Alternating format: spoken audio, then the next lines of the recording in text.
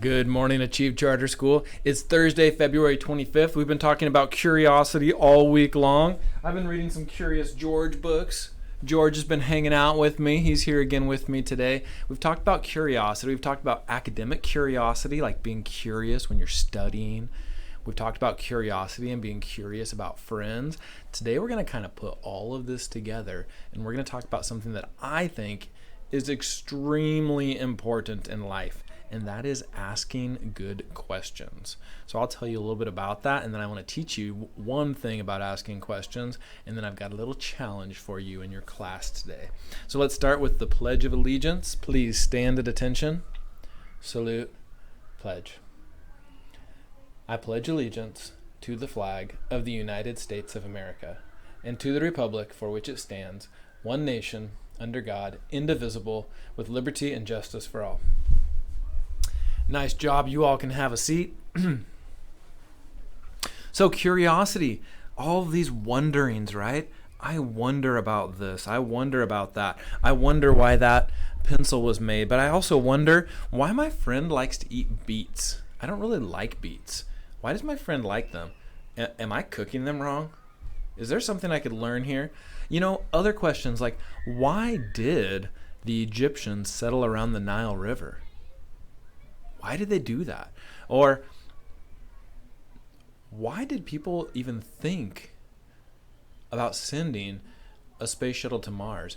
And how did we figure out how to get it to go and land on Mars if we can't put a person on it? And when do you think they're going to be able to send people to Mars? All these questions are so great. Also, in your life, you're going to encounter ginormous problems. And at school, one of the things we do a lot is talk about different problems and address different problems. And one thing that comes up in our conversations as a staff all the time is people start asking questions, okay? Identifying the problem is really easy. Here's a problem.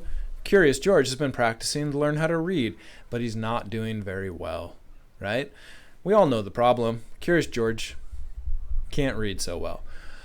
But people have to ask the right questions before we can find the solution. And asking the right questions is really, really hard. And you need to know how to ask the right questions in Summit, at baseball practice, when you're playing an instrument, when you're making friends, every part of your life. So I want to tell you one thing, teach you one thing about questions today. There's two kinds of questions. There's all kinds of questions, but let me tell you about two kinds of questions, or I should say two categories of questions. And that would be open questions and closed questions. Okay? So open questions and closed questions. Open questions are questions that could have a long response and somebody could tell you all kinds of things, and closed questions are questions that can probably just get a very short response, like 1 or 2 words. Closed questions are those yes or no questions, okay? Is Curious George cute? Yes or no? It's an opinion, but it's also a closed question, right? Does Curious George like pizza?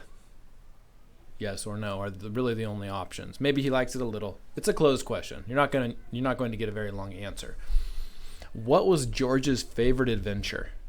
Okay, that's getting a little bit better, but you're still going to probably get a kind of short answer. Like the time I went to the fair. Why did you like going to the fair? That's an open question. You're going to get all kinds of answers, right? So for your challenge today, I'm going to give you one big hint, and that is open questions and closed questions could both help you in this challenge, but open questions will probably get you a lot farther to where you're trying to go. So your challenge, that just says open and closed questions, your challenge for today with your class is to design the perfect question, or maybe a set of questions, to get to know a friend better.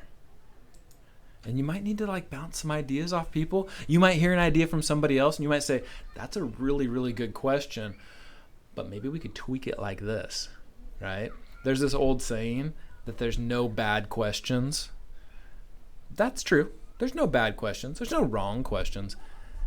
but that doesn't mean they're all great questions. Okay, there might be no bad questions, but there are some questions that are better. There's some questions that'll get you more information.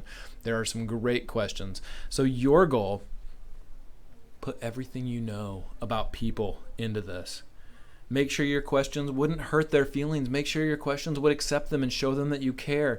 Make sure your questions are not too personal, because that might you might end up knowing them really well, but they might feel horrible at the end, right? So knowing everything that you know about people and how they feel and how they interact and what makes people feel comfortable, design a question or the perfect set of questions. That would be like 3 or 4 or 5 questions to get to know a friend better. Good luck, Achieve. I can't wait to hear what your questions are. If you think of some awesome ones, come let me know. Teachers, email me.